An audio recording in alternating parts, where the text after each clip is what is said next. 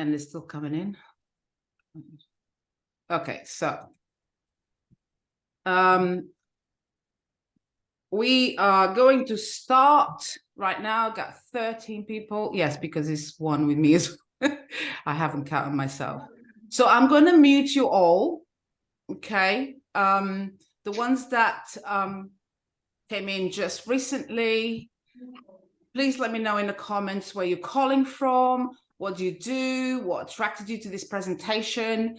Again, I'm going to emphasize the fact that I want this to be very interactive and help each other. You know, my self-doubt is different from everybody else. And I want you to come out of this session with a sense of a clarity, okay? And obviously we're gonna have second day tomorrow and the third day on Sunday.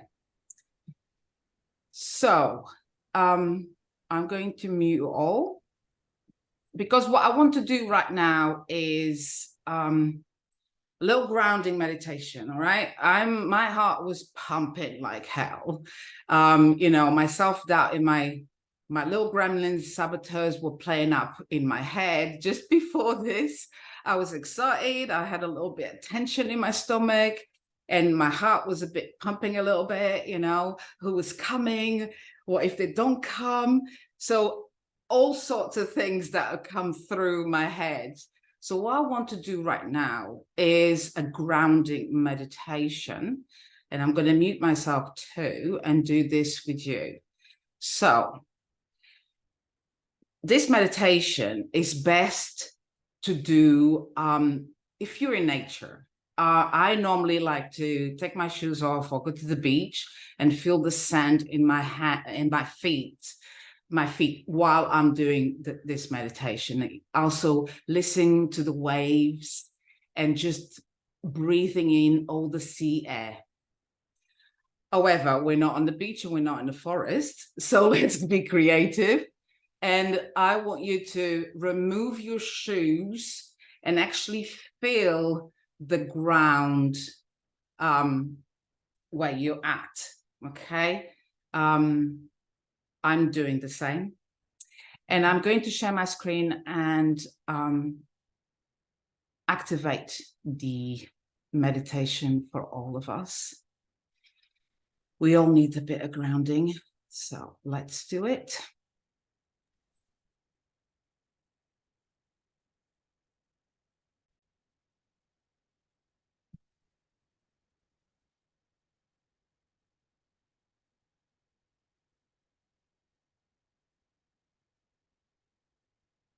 Today we are going to focus on grounding. Grounding becomes a way to draw energy without unloading one's own. Everyone has a lot of energy that must remain balanced to avoid ending an exhausting exercise or practice with a headache. But it is also a way to feel the connection with the Great Mother. I'm going to advise you to do this barefoot on land, on the beach, or on a meadow, in a forest, anywhere. But for the purpose of this exercise, we are going right now be barefoot, which amplifies the connection with the ubiquitous and eternal healing energies of Pachamama. So you can avoid using rubber-bottom shoes because they isolate and prevent the proper functioning of our electric circuit. This is the fundamental exercise to live a little more rooted, and it's actually very simple. So standing, we place our feet parallel to the shoulders with the tips positioned a little inwards.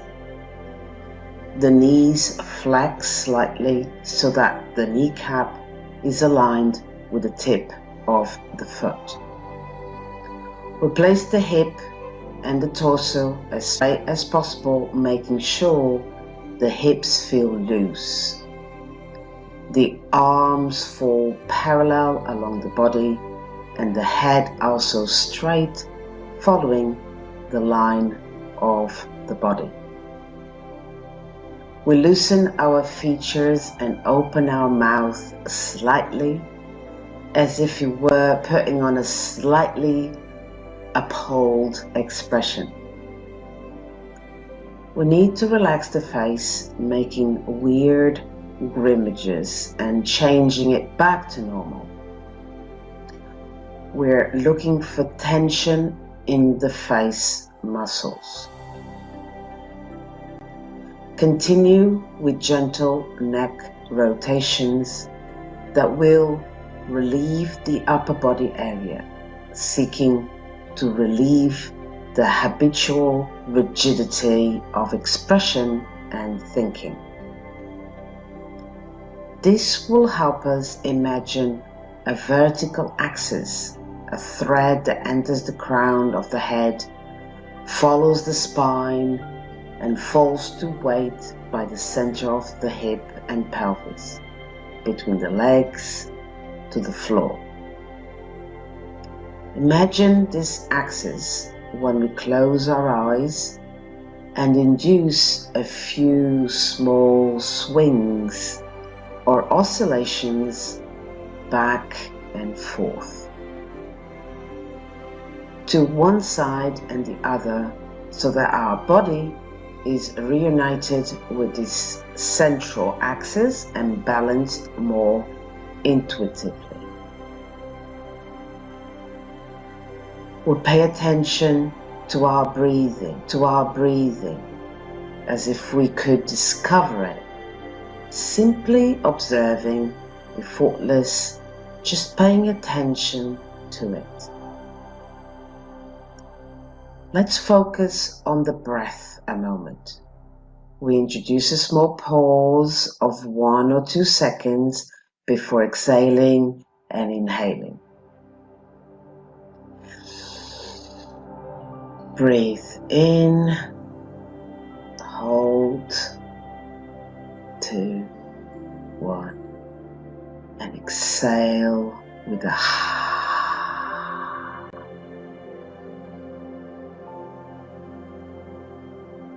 hold, 2, 1, exhale with a we remain in the rooting position for 1 or 2 minutes.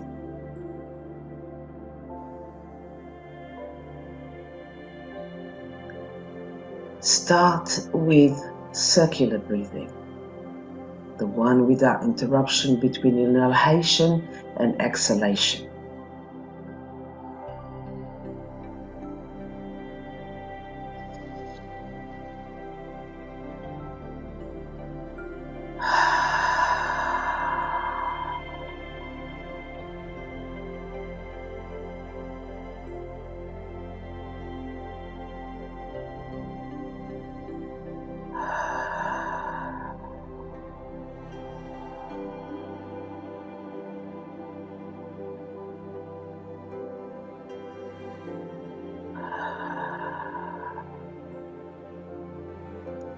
Now, focus your attention on the base of the spine. Focus the energy of the first chakra, that is your root. Bring your attention to the feet. They should be placed firmly on the ground, and the back is straight. Now, imagine that from your feet begin to grow roots, which slowly rise and intertwine to your legs.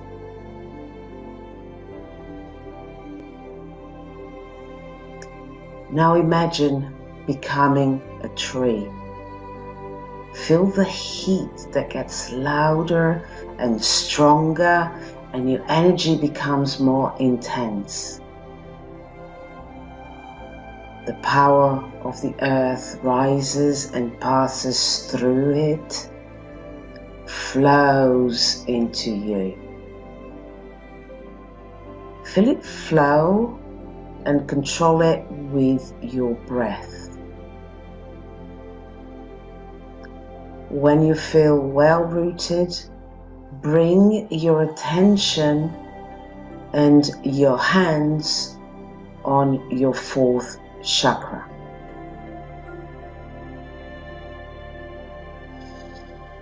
Now, with a deep breath, open your eyes. So don't forget to be grateful. Thank you, thank you, thank you, thank you for all the time you want. Always smiling. At first you feel strange and weird, but in reality your heart has an expanding action and connects to divine joy faster. So don't be shy and go for it.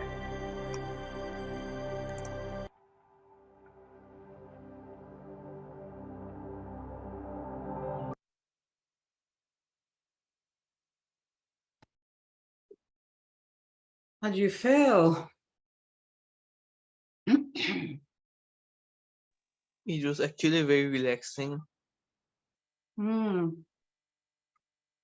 Yes. I'm so relaxed. Let me see if I can do the presentation, right? Okay. So let's start. Self-doubt. Who hasn't had it? I know I had a few times. But what is actually self-doubt? Self-doubt occurs when, wait a minute. Self-doubt occurs when there's a lack of confidence on what you want to achieve. You don't believe that you are going to reach your goals. You don't believe that you are going to be able to quit your 9-to-5, to, explore, you go on an adventure. Everything there is anything uncertain in your life, that's when self-doubt occurs. And in a way, self-doubt is good.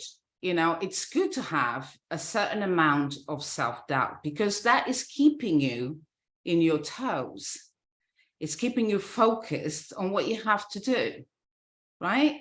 And, also what we need to eradicate this continuously need to have a reassurance in everything that we do, because self-doubt is going to hold you back in whatever you do in life, and also is going to make not possible for you to reach happiness and success. So let's talk about the causes of self-doubt, and I'm going to give you some examples from my own life, but I would like you also to put your hand up if you want to go and tell us where on all these causes that I'm going to talk about, where did you felt a bit of doubt in your life, right? So the first one is your childhood upbringing. And no matter if you had a great childhood or a more struggling, challenging childhood, self-doubt is always going to be inherent, because it's when we're children that habits, beliefs, and our values and our personality starts to form. So I had a very strict childhood. My father was a colonel from the army, and I could not do anything freedom is a huge value for me. That's what I seek all the time, to be free, to express myself freely, to be authentic, to be myself.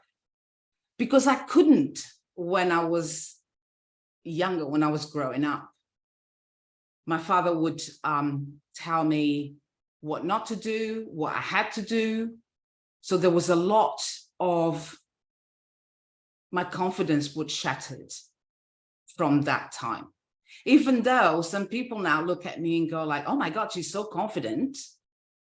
But I do also have confidence. Doesn't mean that you're like extrovert or introvert or whatever. It does not. I also have moments in my life that I'm lacking confidence. And that's when self-doubt happens. So your childhood upbringing. Does anybody want to go in with that and just tell us in this specific cause, if there was something specific regarding when you were a child that you can see, the self-doubt coming through?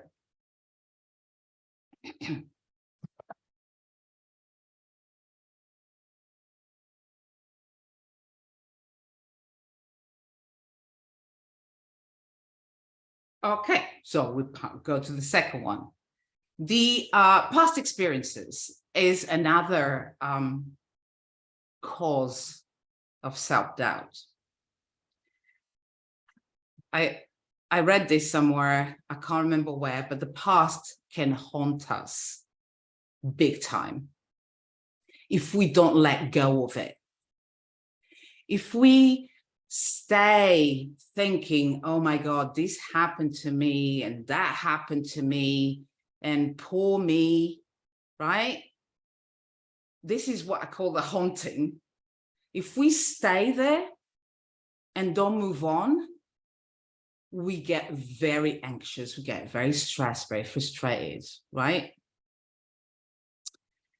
So there are a lot of people in this with past experience, they struggle with letting go and forgiving themselves and others. It's a big, big thing to let go of past limiting beliefs and things that happen to you. We don't have a time machine to go back and undo it. And also we need to learn that our past experiences makes us stronger. We are what we are right now because what we've been through. Learning and moving on. It's one way of letting go. And also the past experiences can really shake our beliefs about ourselves, beliefs about others, and beliefs about the world around us. So, and again, I took a long time to forgive my father. It wasn't until I understood the reason why he did what he did that I was able to let go and forgive him, right? And it wasn't until a couple of years ago when I started to be more intuitive and have more compassion with myself, right? And I'm going to say miraculously, but it's not really miraculously. He's changed as well.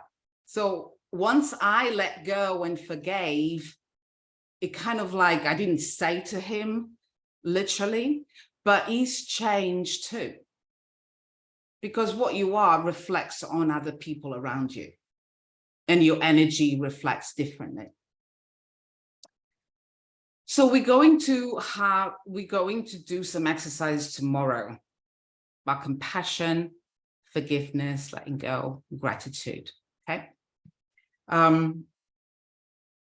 But today, let's move on. So the third one is fear of failure or fear of success, right? So I failed miserably. In 2008, the company that I was working for 8 years, I loved that company. They valued me, they value my knowledge. We used to go out and enjoy and socialize with each other. We were like a big family. And in 2008, the offices were made redundant.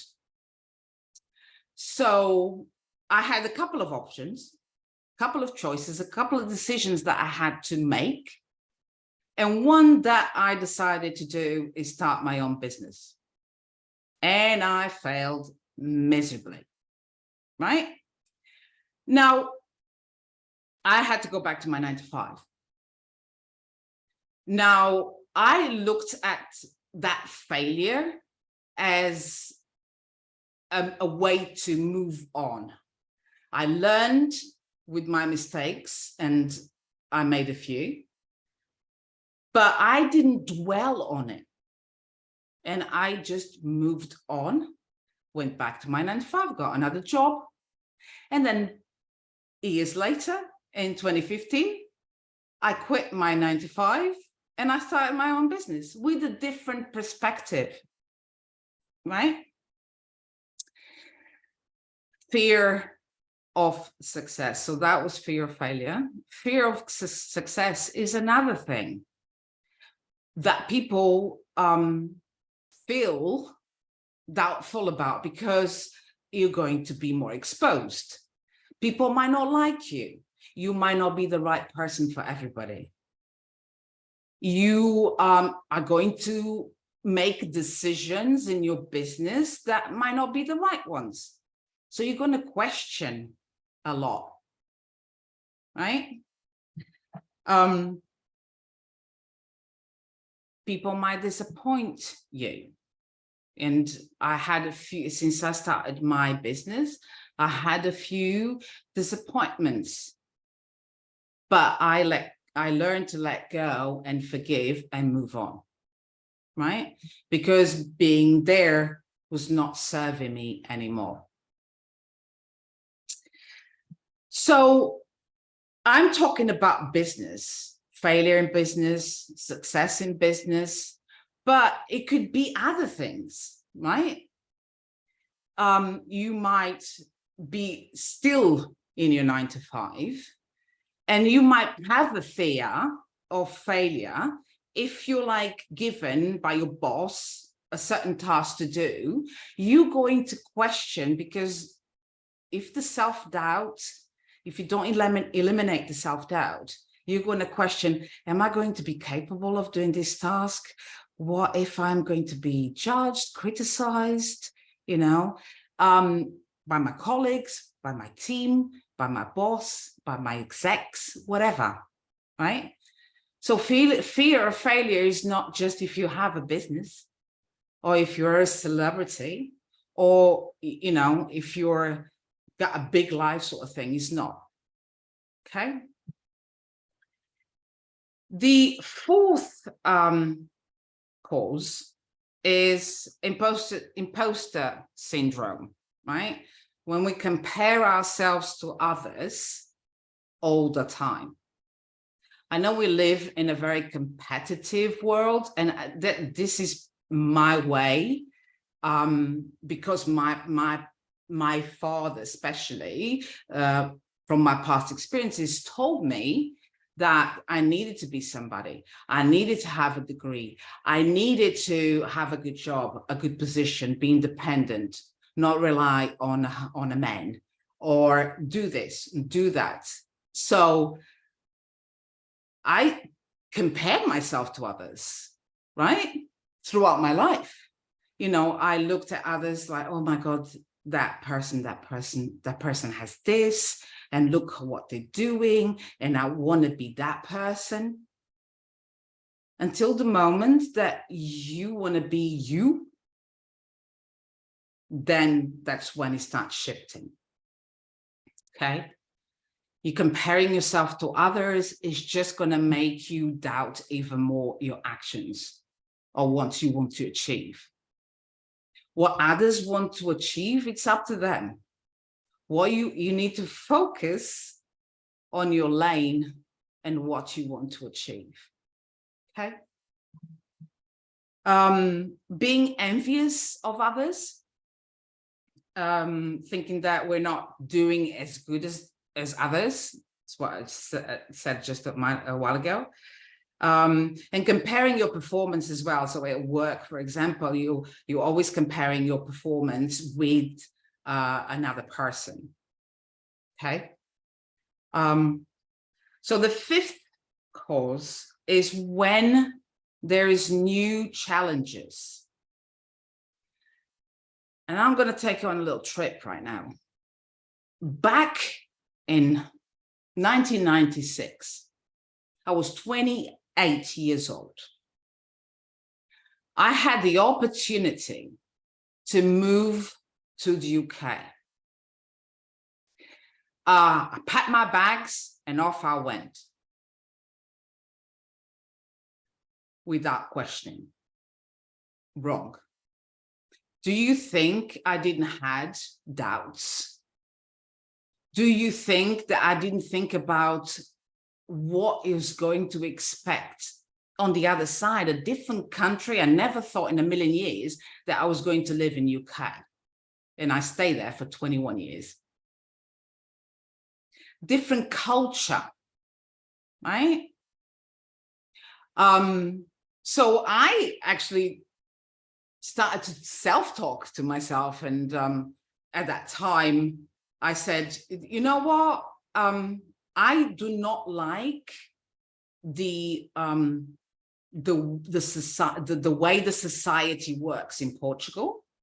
So I'm going to find something new. And what will be, will be.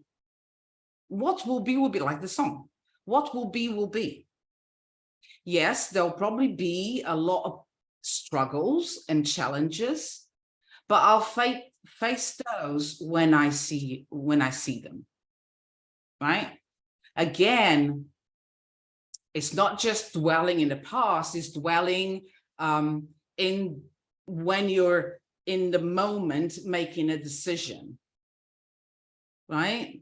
Obviously, when you're making a decision, you have to think, you have to ask yourself specific, concrete questions to see which way is going to be best for you. But if you dwell too much and stay in that uncertainty, just because you don't know what's going to happen, if we don't know what's going to happen on the other side, then let's go and find out. Let's go and explore, right? Let's go and see if you can actually do. And I'm telling you that the years that I lived in UK, there was a lot of struggles. I got married twice. I had a lot of communities that I belonged to. I had different jobs. I had 2 children. I had so many things, but when they happen, I dealt with them. Okay. And what self-doubting yourself also does to you is it takes you away from that end goal that you want to achieve, because questions and questions and questions. Okay. So, and how does this happen? Let me share my screen. So do you have any questions so far? Do you want to share anything? You can raise your hand or you can put it in the chat. Just have a look at the chat. Otherwise, I'll just keep on going because we got a few exercises to do. Nikolai, true. Oh, Stefan, thank you for the calm meditation. Thank you very much. So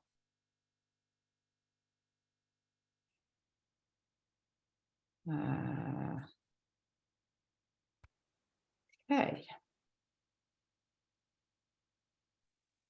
I think Sonia and Anja had their hand up. Oh, sorry. Did I miss that? Oh, silly of me. Yes, Anja, do you want to go? Anya. Oh, Anya. Anya, sorry. Okay. Sorry too.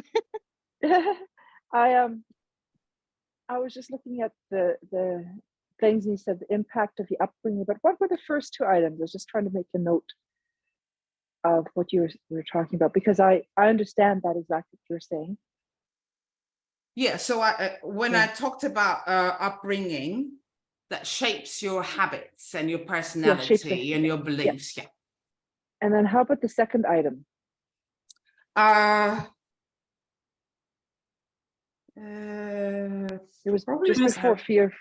Yeah. Past experiences. Oh, the second topic, the second cause is past experiences. Past experiences, yes. Yeah. Which just a nice will be not review, necessarily, it will be not necessarily childhood upbringing. Do you see what I mean? So because the circles are different. So past experience could be in your work, in your life, married life, relationship, health, wealth, whatever. So that past experience, second, third, did you pick that on? Fear, failure, and success. Fear, success. Yeah. Yeah. No, I got the rest of them. I just was trying to write the notes down so I can review it later. Yeah, it's okay. I appreciate you. Yeah, I appreciate you sharing the impact of upbringing, and I think it's huge. Yes. And I agree. It's often, and I've thanked my mother. It's okay. It's made me who I am. Yeah. And the success I have, but she took it wrong. That's okay. Yeah, and I had you can't always talk about it. I had to talk about it. And I also talk about my own experience, my own story. So that makes it more real as well. And I know that, for example, us coaches, I don't know if you're a coach, Hanya. But us coaches, we try not to take our clients too much into the past. That's right. Yeah. That's the job of therapists. Our main objective is to keep the client present in the moment, who they are, what they want to achieve, and guide them towards the outcome and the results they want to achieve. Cool. So I'm going to mute all again. And share my screen. Oh, wait a minute. There was another hand. Sonia, right. Go ahead. Sorry, darling. No, I just wanted to share something. When you talked about, I was thinking for myself, causes for self-doubt. I mean, I probably could write a whole thing about it, actually. But one thing that became much more apparent much later in life is if you're a very intuitive person, or a very sensitive person, you feel from very early on, you just feel different from very early on, and because you feel different, it might be hard for you to share your views or your perspectives, because you always see things a little further, or and that can create self-doubt, I think. So I see a lot of people who are very intuitive, who have a lot of self-doubt, who have a really hard time, really, how do I say, expressing their full selves, in a material way, like in their jobs, in their professions, and I see myself there. I'm sure you deal with a lot of these people, because I agree. Intuitive people have an enormous connection with self. So intuitive and empathic. Right. So we feel the pain of others, the happiness of others. We feel when others need us, even, right? My mom calls me and I'm thinking about her. Yeah. And then the self-doubt starts. I was like, what's the problem? What happened? What happened? Just admit, Nikolai. So I think, yeah, I agree with you, but I just want to say then, like I said, when we start thinking that doubting, right? Because we have so much love. I'm going to give you an example with my daughter, for example. She goes out and I'm thinking, if I start thinking the worst, that's when I start doubting, oh my God, is she responsible enough? And, what if something happens? What if, she doesn't have a lift home? And in that moment, I have to shake myself off to not have those thoughts. And this is what I'm going to say in a minute, because I'm going to show you that I am not my thoughts. And I know that, but a lot of people do not know, right? And when we start thinking too much, that's when doubt starts appearing, because we're questioning, right?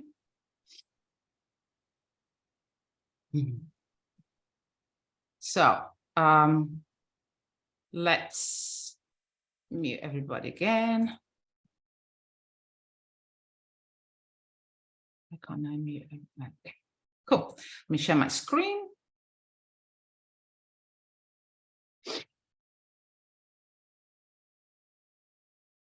Hey, I hope you all see that. Whoops. And so why do we self-sabotage our growth, right? And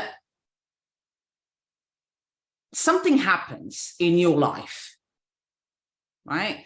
Or if you work on your own, you have a business, something happens in your business that generates your thinking, thoughts, images start coming up in your mind. And sometimes I find myself even saying some things that I'm thinking out loud. If I say them out loud, it feels like it's going to happen.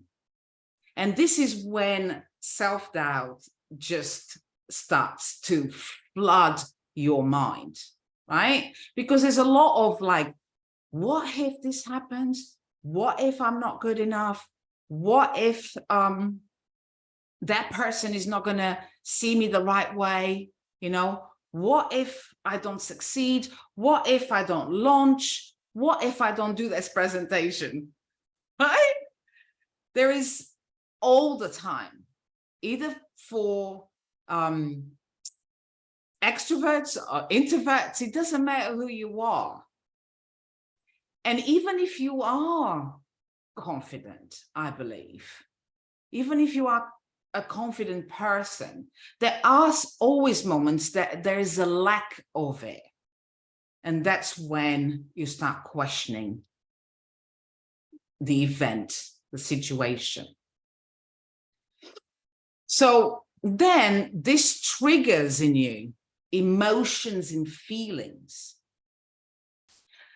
You start having like short breathing, and your stomach is like, and your heart is pumping, and you feel anxious, and you feel hurt, and you feel frustrated, right? And all these negative emotions are actually useful for you, because they remind you that you are a human being, not a human doing. And they are good for you. They are good to have. If we were emotionless, you wouldn't feel love, you wouldn't feel compassion, you wouldn't feel gratitude, right?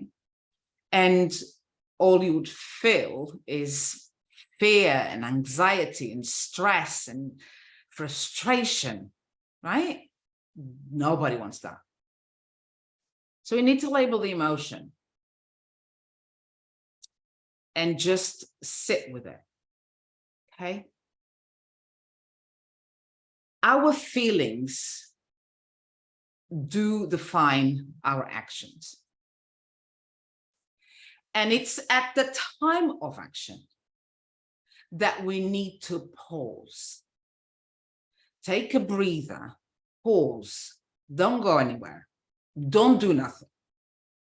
Because this action is your decisions, the choices you're going to make towards either learning or staying as you are. And in this moment, there are two areas that you either go one way or you go the other. And it's either you go into the saboteur route. Saboteurs are just, the gremlins that you have in your mind that are telling you every single day, that you're not worth it. What's the point of doing it? Just sit in the sofa and do nothing. You'll be fine. Don't worry about it. You are, or, which is a scarcity mindset, by the way, or instead go into the sage route, which is sage meaning wisdom, is living in the now, right? Living with positive thoughts, living with thoughts and feelings that are going to give you're going to see, right? So you're going to see if the decision that you make is, you can turn it into, I got thrown out from it. Yeah, you can turn it into a gift or an opportunity. So for example, throughout my life, I had quite a few ups and downs, and this is normal. It's normal. It's okay. There is no flat line when you're living. There's no flat line when you're living. It's just when you're down, you need to see how you can turn that into a gift and opportunity. And when you're up, you just harness that moment and leave that moment. Because some people, when they're up, there's too much. And they're not present in that moment. So they just speed up. So like I say, slow down to speed up, right? So it's here that we're going to either choose to go the saboteur route, stay as you are, fearful of the past and worried about the future constantly, or go into embrace the sage life, which is your wisdom, is your present moment, is living in and now. Okay. And it's your decision to shift to one or to the other, right? And we're going to talk more about how we're going to shift tomorrow, but this is done with daily practice and contemplation. And the habits you acquired in the past that don't serve you anymore, we are going to look at those and shift them into new habits and put those in place. And your action defines your outcomes, right? If you want good results, if you want to succeed, then you have to put the steps in place to go towards it. So saboteurs.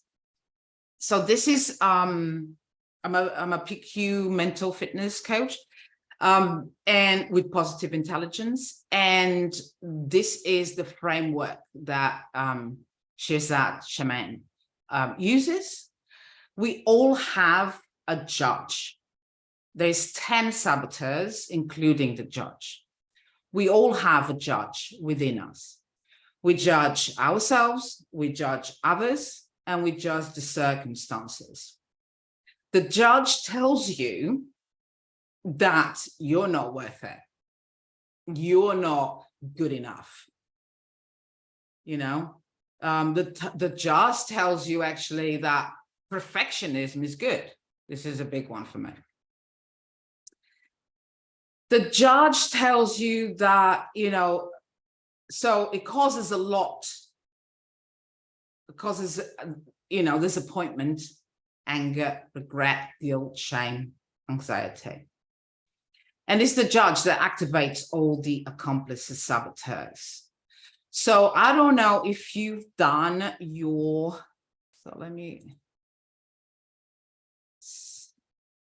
so I don't know if you've done your saboteur assessment. If you don't, we can take 5 minutes and do it very quickly, because I really would like to know what's your top saboteur, right? So let's unmute and let me know either in here or. And that would be great. That would be great. Sure, I haven't done that, so yes. So yeah, it's all about accountability, isn't it? Because life happens and then we don't do it when we should do it, right?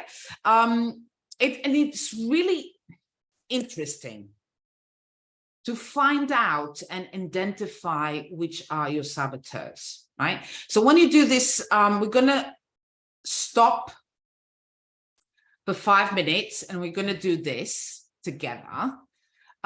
If you've done already, let me know in a chat. If you wanna do it again, oh, I sent the test, I'm so sorry, I can't say your name. Elizabeth? Yeah, I send it on email, but if you registered recently, it might take you 12 hours to get the test. So don't worry, because I'm going to grab it really quick. So just let me pause the recording. So I'll just continue recording. Yeah, I'm going to show you mine because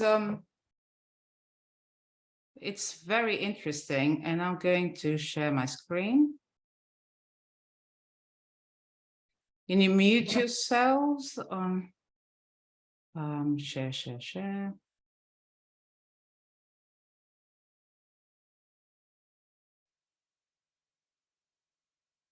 Okay, so this are all the saboteurs that exist. And the avoider, restless, victim, stickler, pleaser, hypervigilant, hyperachiever, hyperrational, and controller. Okay, and it will be fun to see what's come up for all of you. So this was the first one I did back in August. And my stickler was up. I just had finished another, you know, my life coaching certification. So I was like in perfection mode. And my stickler has always been evident throughout my life, right?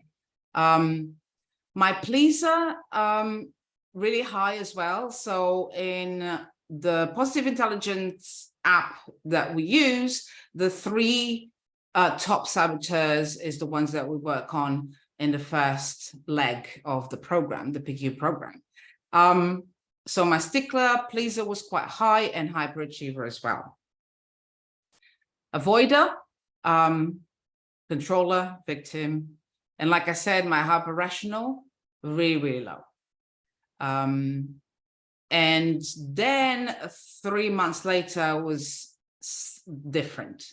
My stickler was 8 point something or other. My restless went up a lot because I was putting together a program. So my stickler was in overdrive, basically. So this is just some things that can happen to when the saboteurs play up. So the saboteurs, like I said, they're just in your mind constantly, you know, keeping you anxious, self-doubting. And when your transition from A to B, there's always some self-doubt involved, you know, and your saboteurs are always going to play up, okay? It's normal. Everybody's going through the same. It's not one that is more than the other and whatever. There's no competition here, right? So especially when you transition into becoming your own boss, because this is my specialty. I fired my boss back in 2015, and I help people that coaches, mainly, that are still in the 9-to-5 or want to take the leap. Or I also work with coaches that want to transition from their one-to-one to a one-to-many, which is the group dynamics module, okay? Helping them, training them, and mentoring them on how to put together their group programs, okay? So this is what I've experienced with my saboteurs, right? My stickler, like I said, it was always very, very high. Can you mute yourself? So it took me, like literally in the beginning, when after I quit and I started my own business, there was so many questions in my head. What am I going to do? Where do I start? And what if it's not going to work? And you know, who am I going to see? Who am I going to become? I was talking very corporately. You know, I wasn't being myself, basically. I was just pretending to be somebody that I was not, which is not a good thing to do, right? So in the beginning, right in the beginning, because of my stickler, it literally took me 18 months to launch my first group program. I felt like I was pregnant of an elephant because I took like made hundreds of videos. Nothing was perfect. I was finding some little detail that was like, I could do it better. I could do it better. This is not good enough. You know, I can make this better. And this is what this anxiety and these thoughts that were roaming my head back then, right? And also my perfectionist brings the worst sarcastic behavior in me, because I remember back then when I wasn't being successful, I wanted to be like successful like straight away, which is not going to happen. We need to give time for things to evolve, right? And there's a lot of things that I did back then that I'm not doing right now. And it changes. And I've been transitioning for the past 8 years, almost, in March. So I was like joking around, and I was not attracting the right clients, not the right audience. My focus was all over the place. You know, I was totally frustrated and tense, right? When I started my business, and it's normal. And before I quit my 9-to-5, I was also frustrated because I wasn't happy where I was. So, and I wasn't valued in my current position, and I had a very good position. I was a strategic buyer for an aerospace company in UK, you know, very good position, very good salary, but I was not happy, right? And that's when I start questioning my purpose, you know, can this get better? And that's when I quit, because I reached that limit that I draw a line on the sand. So also there's quite a lot here, and I don't want to go through too much. My hyperachiever doesn't allow to congratulate myself from my past achievements. So I'm always like, I want to achieve more, but I'm not really looking at what I've already achieved. What I've already done, the programs, the certificates, the certifications that I have, what I've achieved in my life, work life and my business life, right? So this is what the hyperachiever will do to you. You're never, you're never happy with what you've got. It won't achieve more and more and more. Or you'll have thoughts like, oh, I'll be super happy when I get this, or I get that, or I get this, right? Then I'll be happy.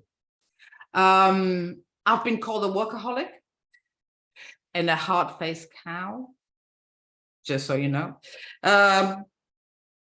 But it's just the persona that I was being whilst at corporate, right? To please as well, and we're going to the pleaser, to please the execs, to please my teammates, to please everybody else except me. The restless is the one that, and I've got this one as well, is like when we go like busy doing, and we're not doing nothing at all. Right? We think that the next exciting idea is the one, right? And we get there and it's not. So we just have to, give it time and settle down. And this is what I need to remind myself, is slow down to speed up. Slow down to speed up. And also telling myself, I can 100% multitask. I'm sorry, I'm a multitask queen, right? So the things that you say to yourself, the thoughts that you have in your mind, again, unpleasant with feelings that make me feel uncomfortable, so I disregard them as well, right? And there's the fear of missing out as well. It's called it FOMO, fear of missing out. So like, for example, in events, I would go to events with other coaches, friends and colleagues and clients, because I was so scared that I was going to miss out. I've been to amazing events, by the way. And that now I don't feel that way in regards to the fear of missing out. But it's a process, and we need to trust the process. So the avoider can't stand conflict.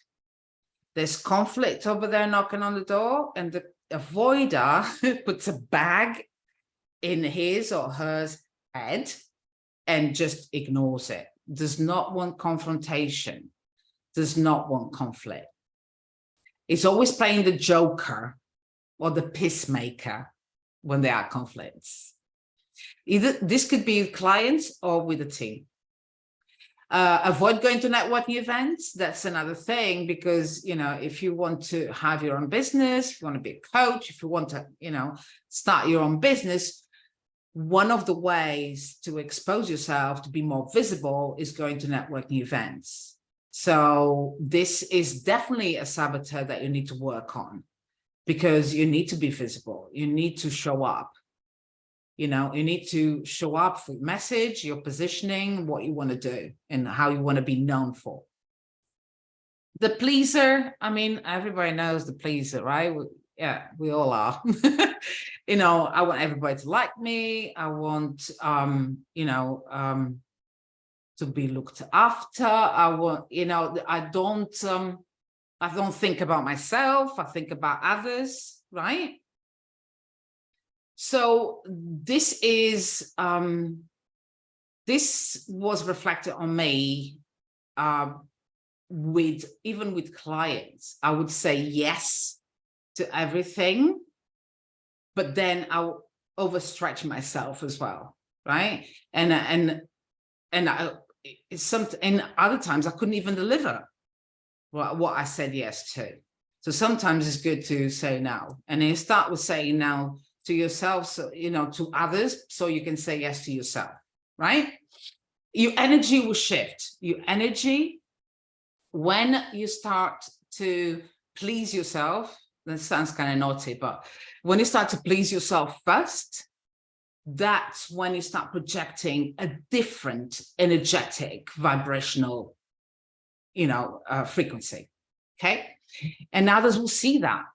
This is when you start shifting. It's amazing. The hypervigilant is that one. What's going to happen? You know, we can't go that way. There's too much danger. You know, what if I'm not going to even become my own boss because, you know, what people are going to think, and what if it's not going to work? And the vigilant is always looking for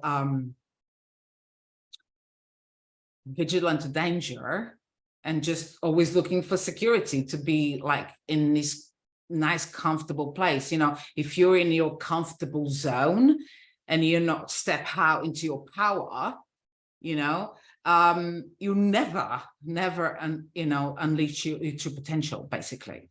And you're going to just keep in your familiar stuff and not take risks, because the hypervigilant does not take risks at all. Oh, yes. Another one is always doubtful that launches are not going to be successful. What if I make a mistake? What everybody's going to say, that I'm unprofessional, that I don't look the part, you know, all that stuff. You know, I'm a fraud, basically. So that's not a good feeling to have. The controller is controls everything.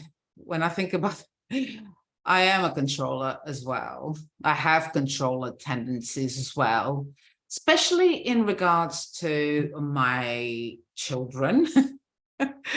And even in my relationship, so I've got like relationship controlling issues I have, right?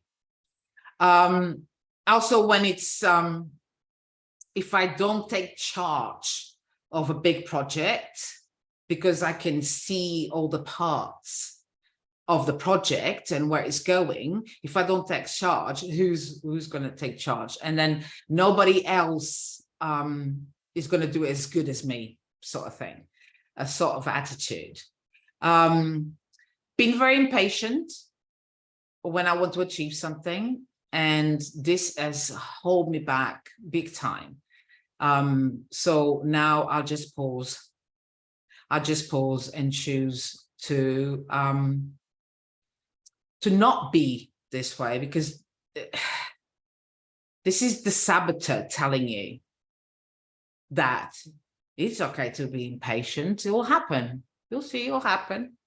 But at the end of the day, if you don't activate and you don't put into action what you want to achieve, nothing will happen. Okay.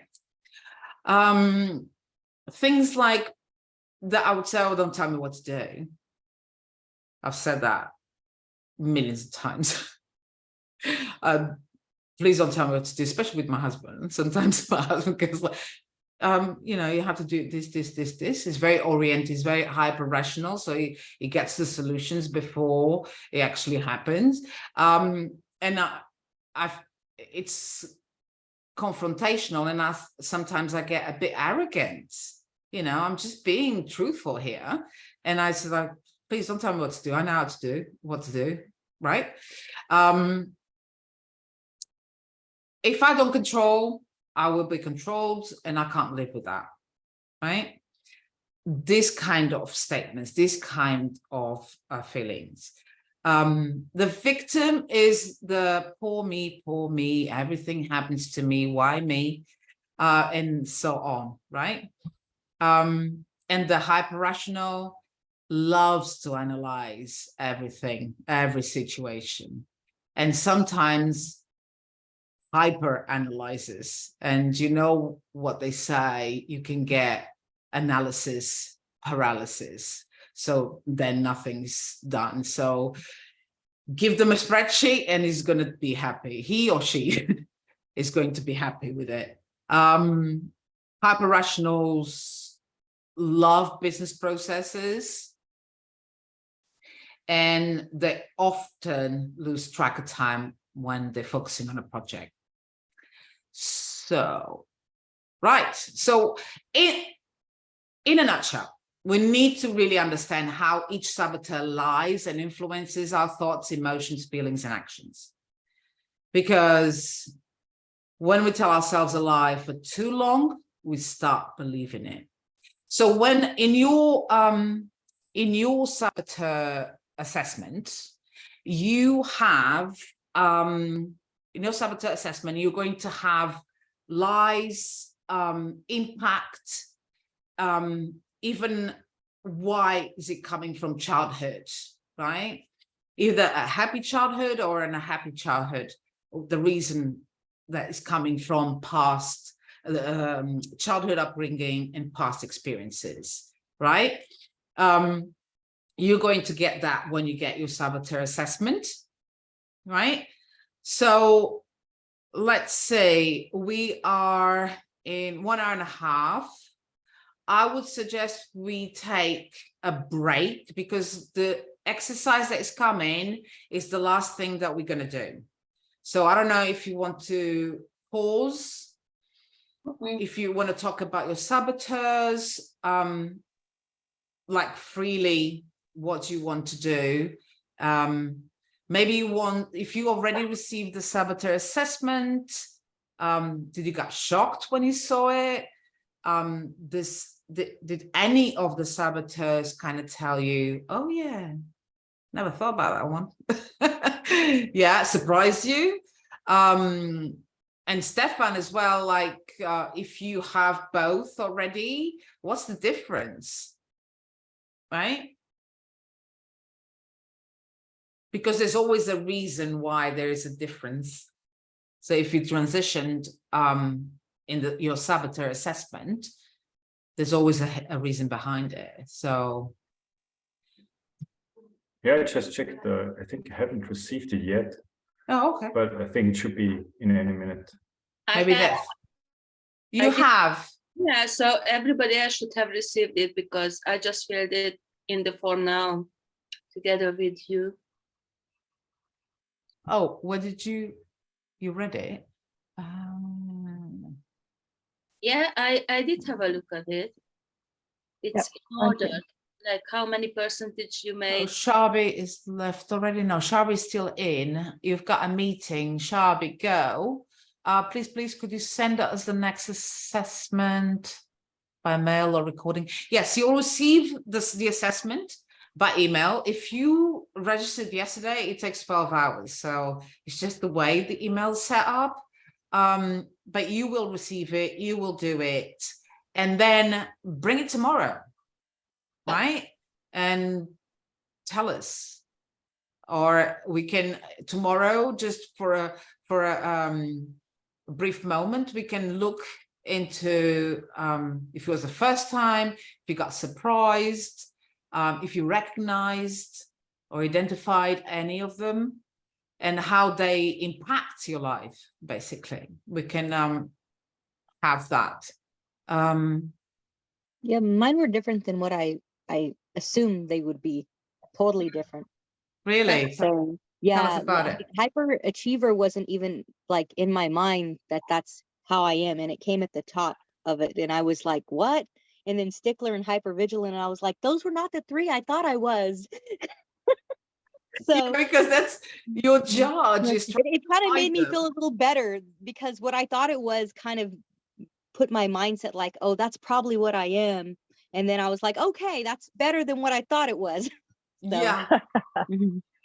Yeah, it's very interesting, very interesting. And when I did it as well, I was like, pleaser?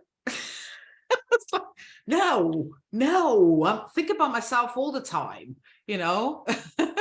But once I stopped and start reflecting on it, that's why I wanted you to bring your journals as well, because I want you to go back home, not now, but back home, go back home and reflect on this. What were the feelings that you felt after you've done the saboteur assessment. And exactly what you said, that you weren't expecting this one or that one, Sarah, right? And why not?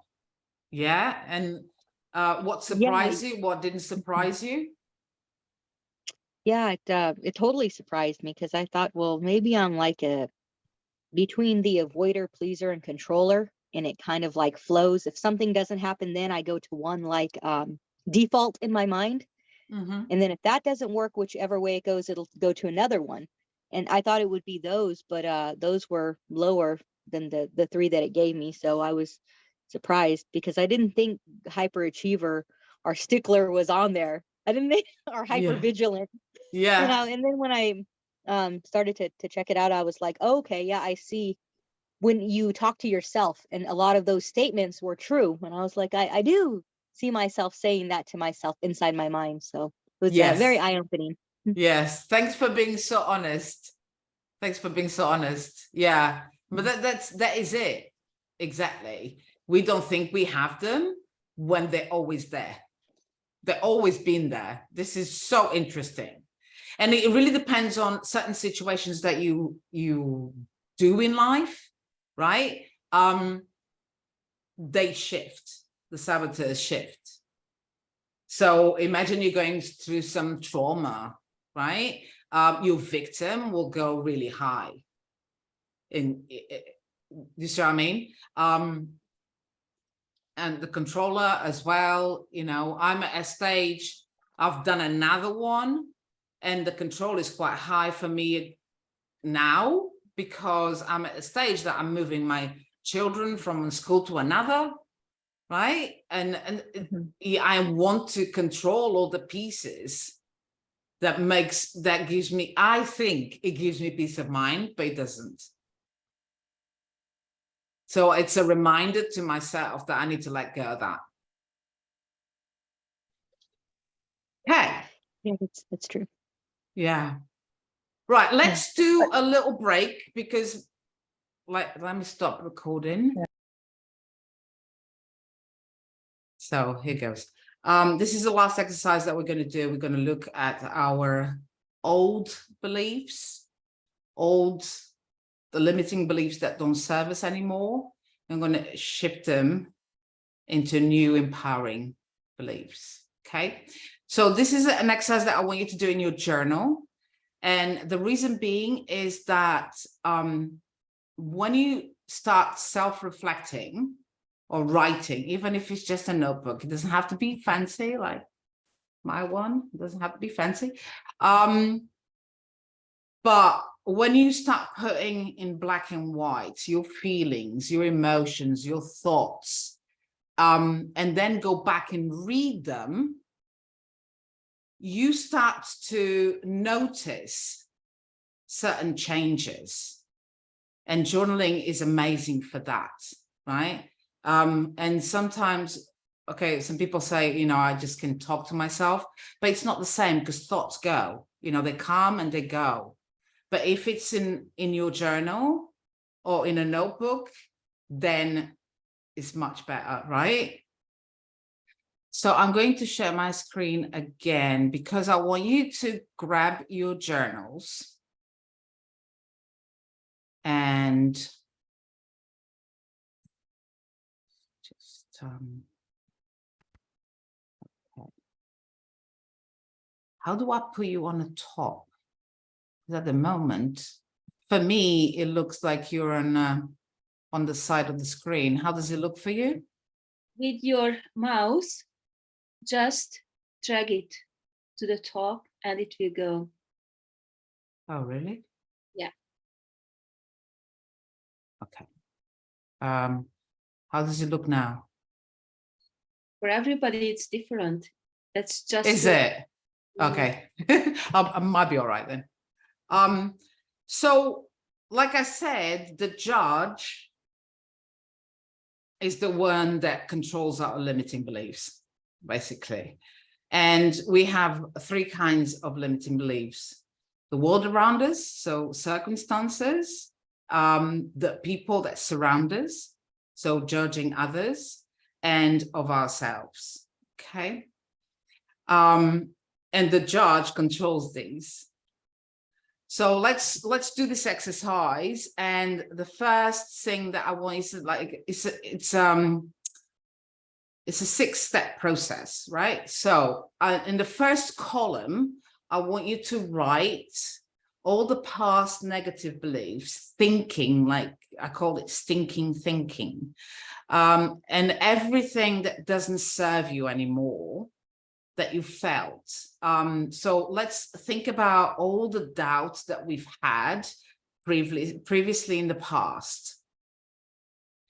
And just become aware of that, right?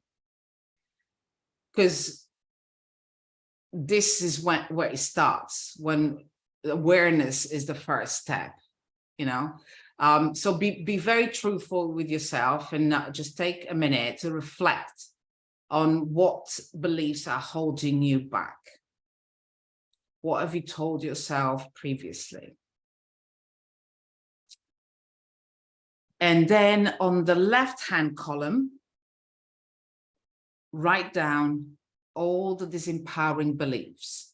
Don't overthink it, just whatever comes up, just write them down. So just going to give you a minute.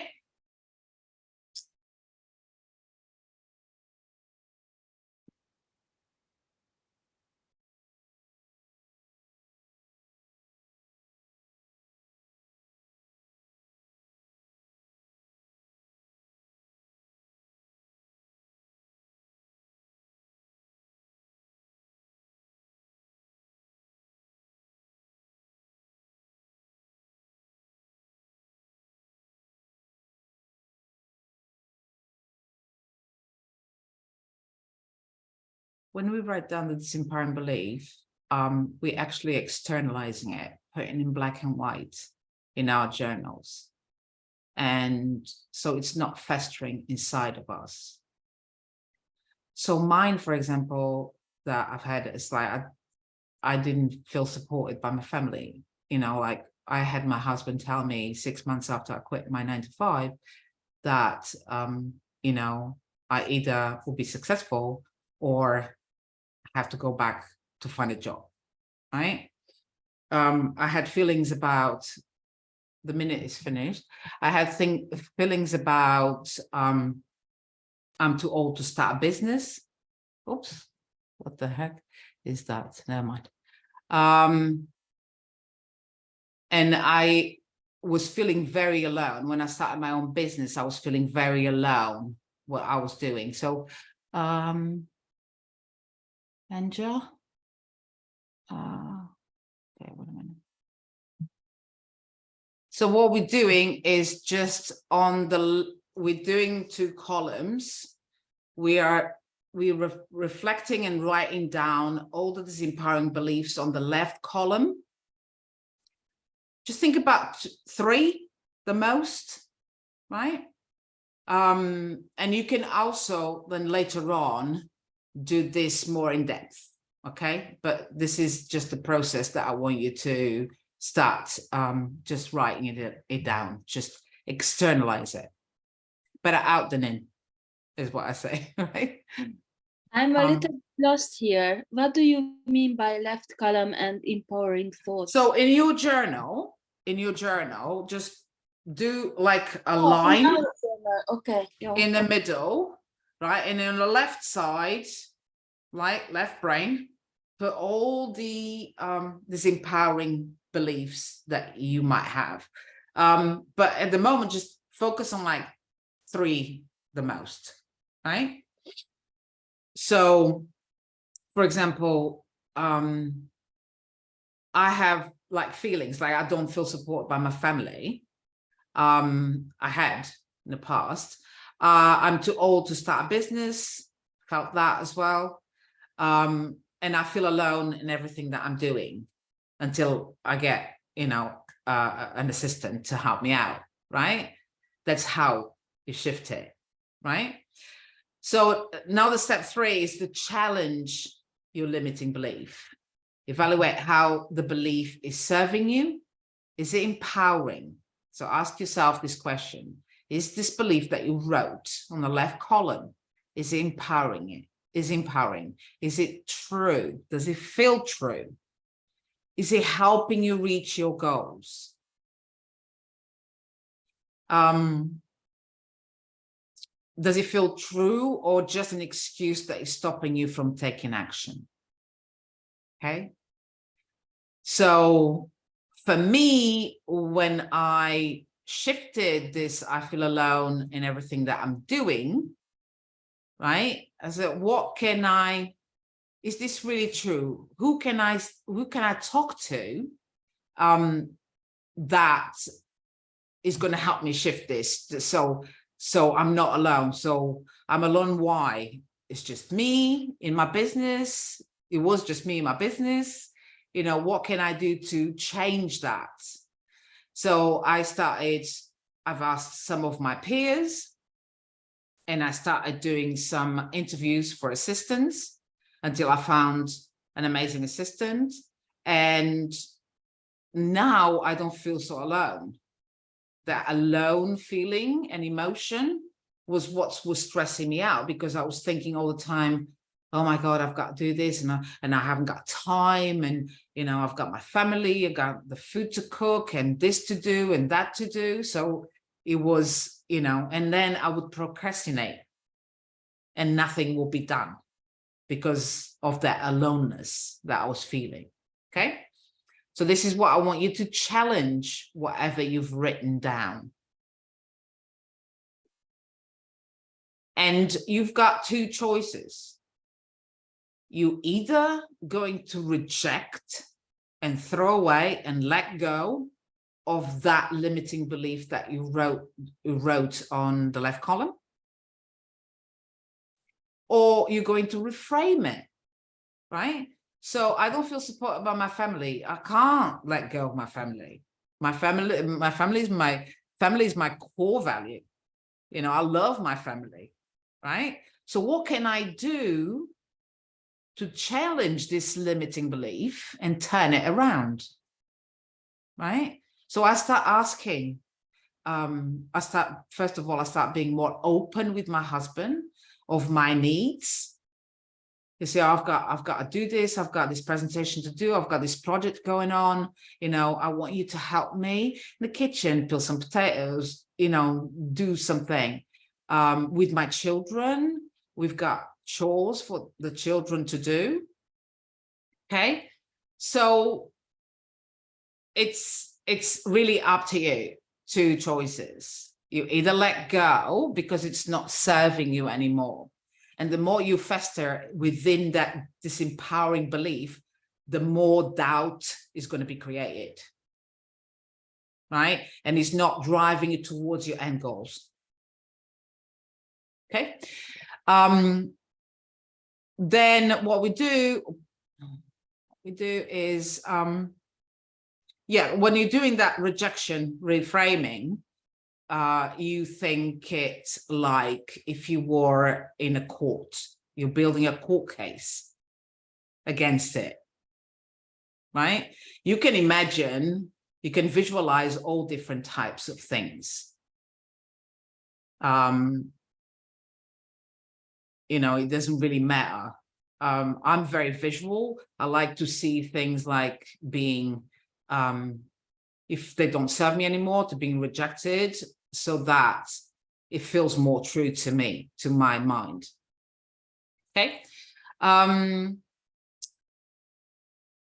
Or you can look at it, look at the obstacles, look at the limiting belief from a better angle. Yeah. Which is what I did. So on the right column now, we're going to revise this belief. I'm going to twist it and create a new empowering truth that corresponds to that old belief. So I'll give you an example, right? Like I said, I don't feel supported by my family. And then I've reframed it and said, I'm communicating my needs to my loved ones, and I'm receiving the space to grow and thrive, right? The second disempowering belief that the second disempowering belief is I'm too old to start business. So I reframed it and I'm telling myself it is never too late to start. What matters is that we take imperfect action and move. And this is my motto, right? Simplicity, imperfect action, and everybody's coming in again. Simplicity, imperfect action, and just move on. Don't dwell on it, right? It's not serving you anymore. You need to find out a way to let it go, right? And my third one that I said here, I feel alone in everything that I'm doing. I'm surrounded by a community of amazing and inspiring people, and together we are progressing with our vision and mission. And I'm talking about not just my team, but my clients as well, right? So I'm going to give you 1 minute to write down that new empowering belief on the right column, right? Go.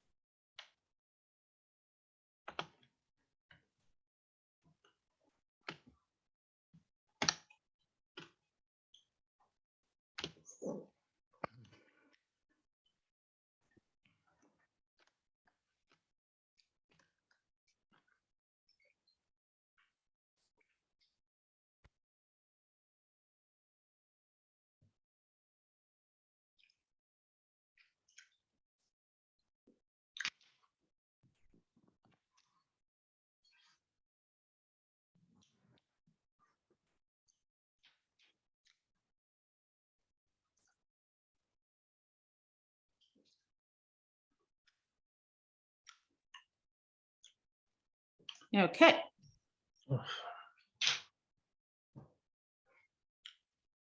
So I hope you can see the notes I'm putting on the chat. I'm going to put the link to the grounding meditation here as well, right? I don't know if meditation is something that you already do. I would suggest just, it doesn't have to be hardcore meditation, but it really helped me in the past to calm myself down and to ground myself as well. So I'm going to put the link to the grounding meditation in the chat box. Can you see my writing?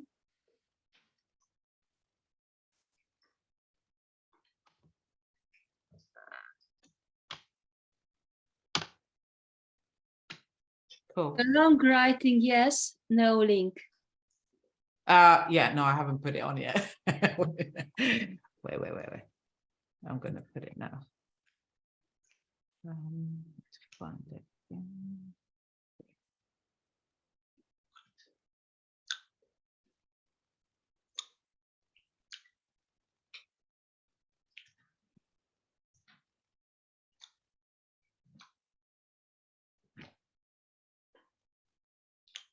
Okie dokie. So, where are you? There we go. Chat. Oh, meditation. Right, can you see that?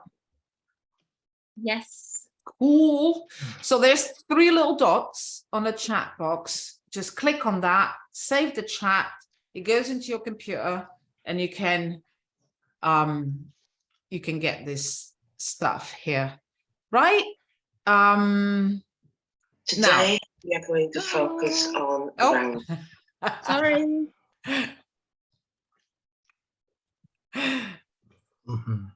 I'm muted you. Sorry, I'm muted you. Okay. So now I want you to do it either today or tomorrow morning, right? A little journaling. I want you to pick up your journals again with where you put the limiting belief, new empowered belief, right? That chart. And I want you to start writing about how you would see yourself with this new empowered thinking, behavior, and new belief. Describe it as if you have already lived it. If you are there, who's surrounding you? What are you doing? Where are you? Who are you? Right? If it's a new identity that you have to create to embody this new empowered belief, then so be it. But writing it on the writing on your journal, notebook, whatever, diary, is going to keep you reminding where you want to go, the destination, right? So I think that is it. Does anybody have any questions? Do you want to raise a hand? Do you have any reflections that you want to share with anybody? Please let me know. I'm just wondering what the time frame will be like over the next couple of days, because I have a couple of things I'm squeezing in on the weekend. So I'm gonna try my hardest to have like an hour and a half tops. Okay. Right. So it starts at 8, so it'll be for an hour and a half approximately, of course. Yeah. So my time, I'm on GMT, it's 4 p.m. Yes. You're all in different places, aren't you?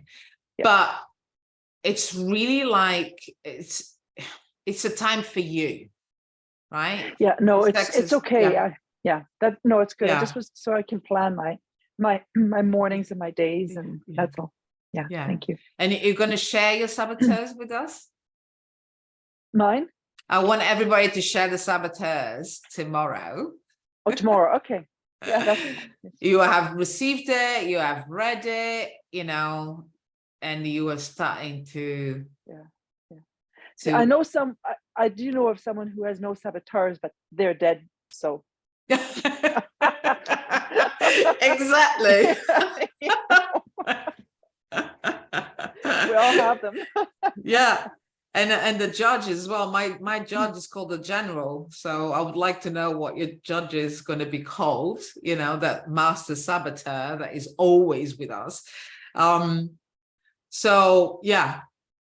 So the purpose of this presentation for me today was just like give you some insight on identifying the saboteurs for starters and the causes of the self-doubt that you have had and may come again,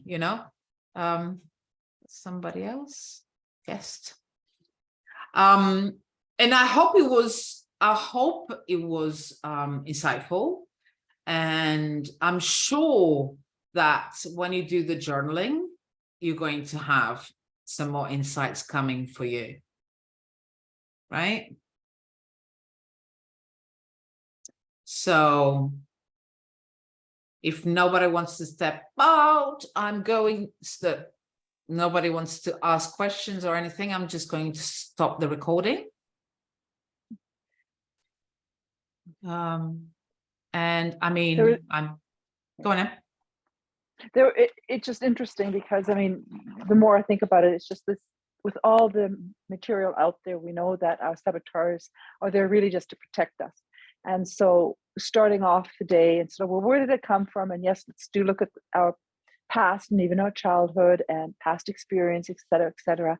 And but they were there to help protect us, right? And then to grow. Yes. And so what were they doing? But obviously the negative side of it is just where we get stuck, right? So that it can protect us, so that we don't get injured. And and we survive. What are they offering? So let's just see what they're offering to turn it around to the positive and say, okay, well, I do have to be aware so they don't walk across the road and get hit by a bus. Exactly. Because I'm thinking, so, and that's okay, but I have a good idea, but okay, I'm going to pause, hold, walk slowly across the road. Then I can start, you know, thinking when I'm walking along amongst other people, but not in front of the vehicles. And like I said before, like your self-doubt, which is a saboteur as well, right? Because it doesn't allow you to move forward. It's good as well. It's good to have it, you know. When you feel it, you become aware of it, and you can intercept it and say, possibly, you know, no, this is not the way I want to go. I'll give you an example. I use a lot of metaphors.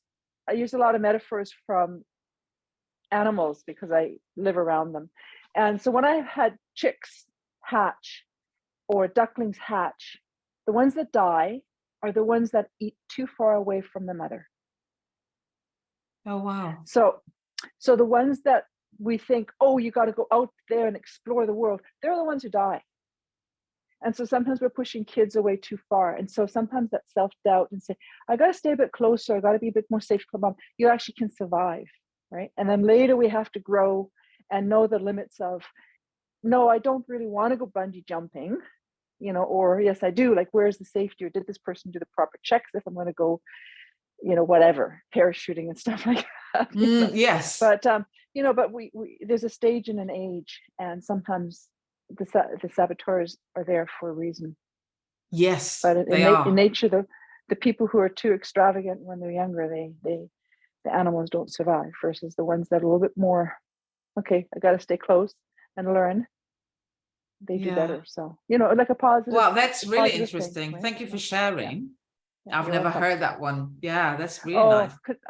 I consistently see that, because then all of a sudden the crows always come and fly them away before they even had flight feathers. My little chicks would go flying across the sky, you know. And that is so so interesting. Love it. Because they weren't close enough. Yeah. Wow. Yeah, thanks for sharing, and I hope you enjoyed it. I hope to see you tomorrow.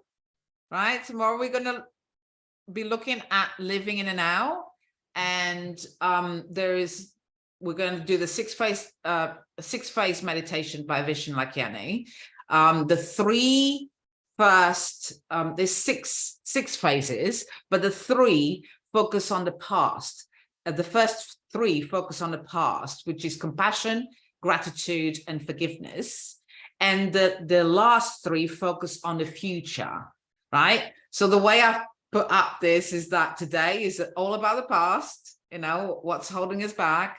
Tomorrow is all about now, the present, and Sunday we're going to look at putting some goals together, you know, and creating that vision, and to make it a reality, put some steps in place towards your vision, whatever you want to achieve in life or business. Okay, so thank you very much. I really appreciate, immense gratitude for being here, for listening to me. I really appreciate you all, and I hope to see you tomorrow. Okay, let's say goodbye to everybody. Just you. Sofia. Hi, Sonia. Ciao. Bye, folks. Thank you. Thank you. Thank you, Stefan, Sophia. thanks for coming. Hope you enjoyed it. Thank you, guys. Yeah. Thank you, Nancy. Thank you, Anja. Anya. Anya. For God's sake. I'm so sorry. See ya. The soft J. Thanks.